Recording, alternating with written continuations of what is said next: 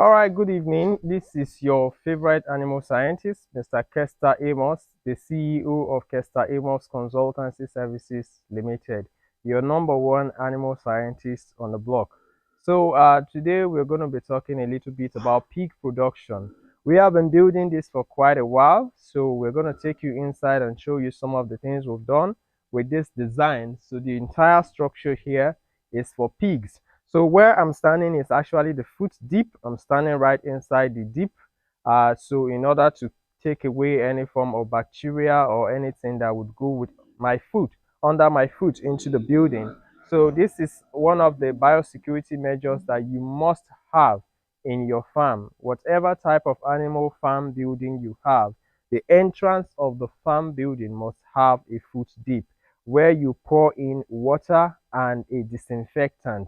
So anyone coming into the farm building must put his or her foot inside the foot deep before stepping into the farm building. So that's what we're going to do, and that's what I'm doing right now. So even my cameraman is going to do exactly the same. So this is the door to the piggery. So I'm just going to open it and walk straight in so we can take it from there. All right, so this is the passage to this is the passage of the pig farm. Now, by this part is where we have our winners and growers pen.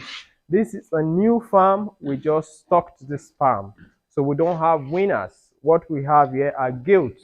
The gilts are the female pigs that are ready for breeding. And we have gilts, and the boas are still on their way. The boas are not here yet. The boa is the male used for crossing the females on the farm.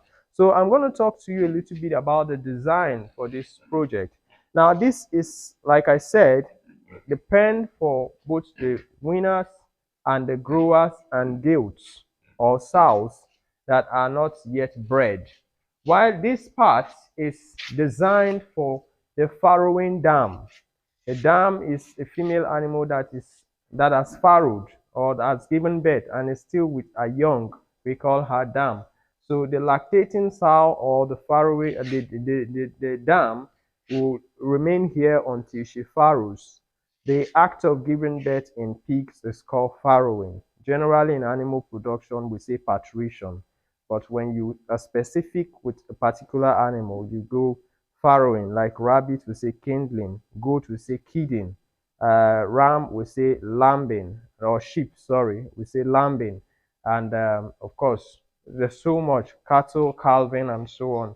All right, so this is where the animal farrows. So when she's about 2 to 3 weeks into farrowing, we bring her in here. Now, that is why we have this design. Okay, let me just take you to somewhere you don't have anything inside. Okay, so this will be a good one. So this is the gate. Now, the female animals, they stay here. This is a winner and grower pen. As you can see, we have females. Now, why do we keep them here together? You keep female animals that are of sexual maturity together so that you can easily detect the heat. Now, when the heat comes up, you see the animals display signs of heat. The heat is easier detected when the animal is together with other animals than when the animal is alone. Now, for pigs, some of the symptoms or signs of heat is restlessness. You see the animal becomes very restless. She moves about, troubling all the other females in the pen. And sometimes there's loss of appetite. The animal will not feed as usually she does. And also you see the vulva, which is the reddish parts. We're going to go into a little detail. Don't worry, we'll talk to them about the breeds later. All right, come in, please. Like this female, you can see these parts. This is the vulva. Yeah, so it becomes very reddish and you will have a colorless discharge coming out, like a liquid, colorless coming out. So while she displays all these signs of restlessness, lack of appetite or poor appetite, and the vulva becomes very reddish and that colorless liquid begins to drop, then you know that she is on heat. Now, how do you confirm the heat? You also confirm the heat by holding her by the waist. Now you can see she pulls away because she's not on heat. If she's on heat, immediately I hold her by the rump like this, she would be stable.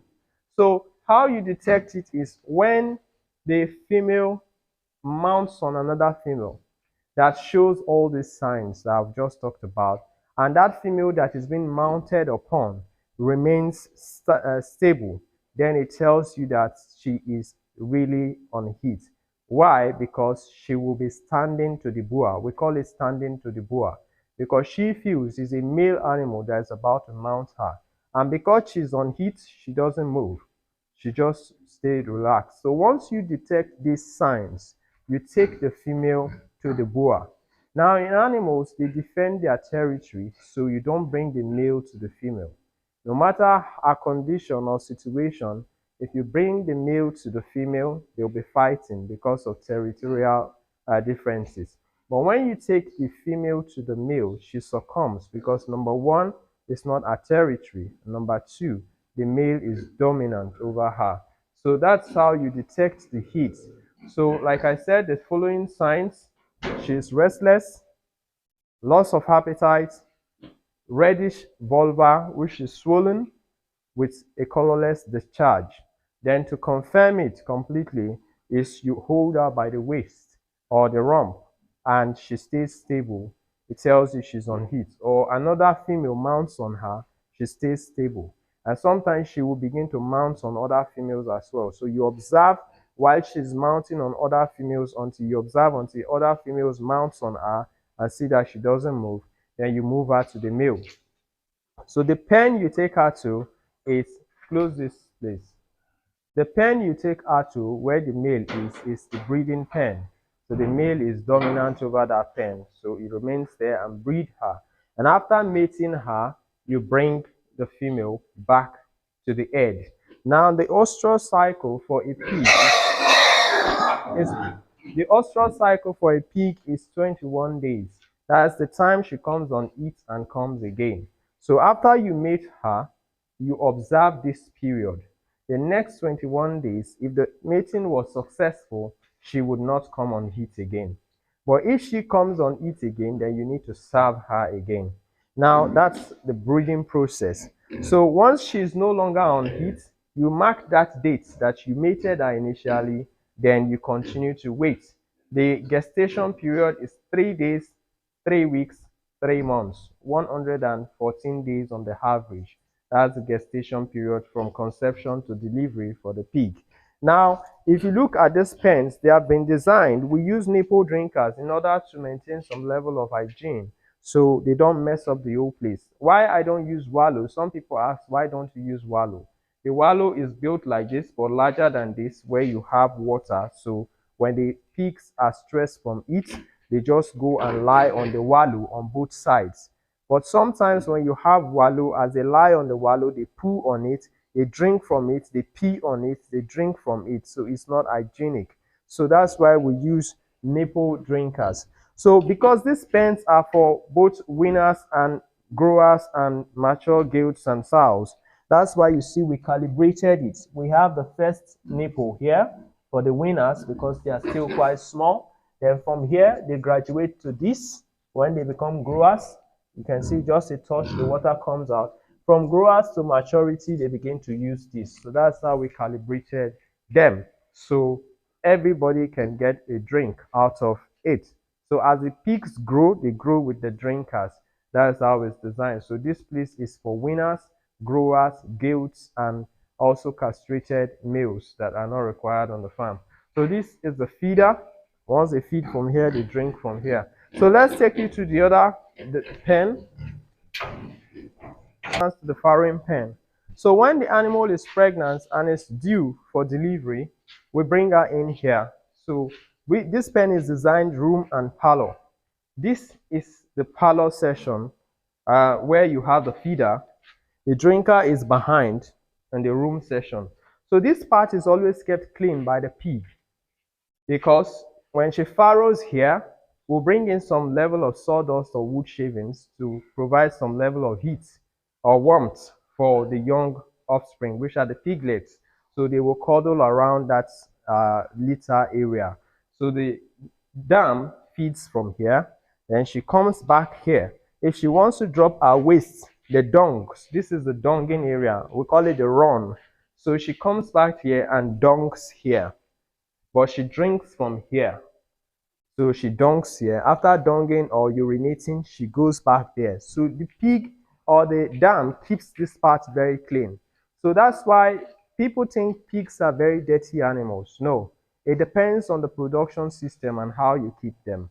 When you have pigs under intensive conditions like this, they are one of the cleanest animals you can ever find because they know where to dump and know where to feed. So why they tend to look like dirty animals is because the pigs do not have sweat glands. They don't have sweat glands. Like you and I, when we have heat stress, we sweat through the pores of our skin. But pigs don't have that privilege. So the only part they sweat from is the snout, that front part. And they have a large body surface, so it's not sufficient to take care of their body heat. So what they do is under scavenging conditions and extensive system, they go into a muddy environment, a damp muddy environment. They sink themselves inside the mud in a way to cool their body's temperature. So when you see them, you say, these are really dirty pigs.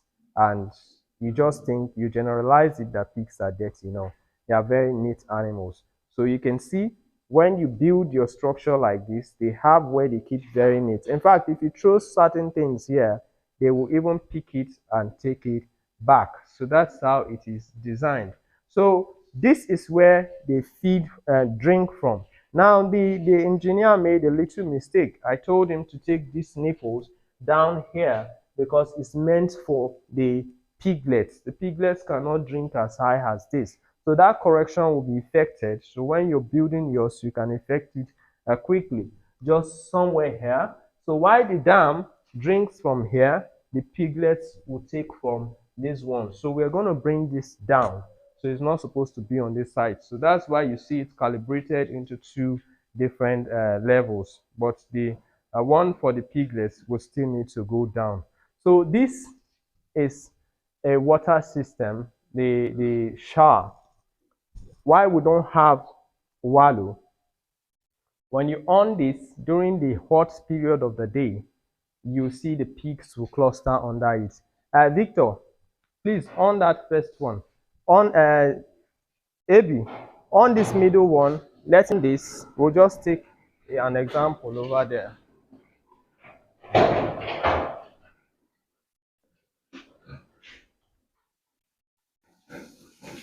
Okay.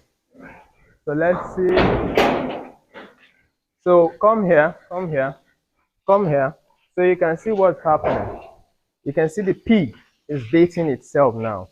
So instead of going to the wallow, it will just come under this. So you don't have that situation of the pig drinking from where it's pooing in the wallow. So we're still going to improve on this. We want to make it in a way that the water will circulate very well amongst all the pigs. This was another error I detected because when I told them they should use a T so that the water was splashed within a large area, but that was not done. So I'm going to effect the correction on this. But it's a good thing you're seeing it, so you can see the idea.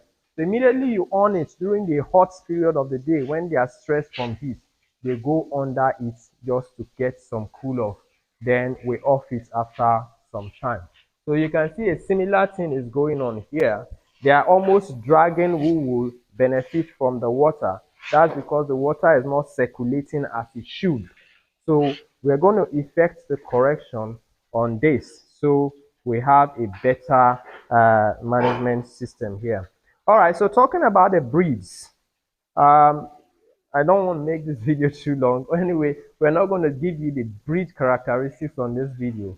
Make sure you subscribe. I will talk about the breed characteristics on the next video. So this will keep you coming. So you know, we know what we are doing. All right, so that's how the pens are designed. So the whole of this part is for the farrowing pens, and the whole of this is for both Gilts, winners, and for some castrated males and all of that that you want to pack in one spot. So that's how it's been designed for them to thrive. So we still got lots of content coming for pigs. So please do not forget to subscribe. Like for instance, the feeding, the breeds, and all of that. There's a lot we have for you. Remember, I'm an animal scientist, a very sound one at that. Sometimes you just get to give yourself the credit. All right, thank you. God bless you, and I hope you've enjoyed this clip. Bye bye.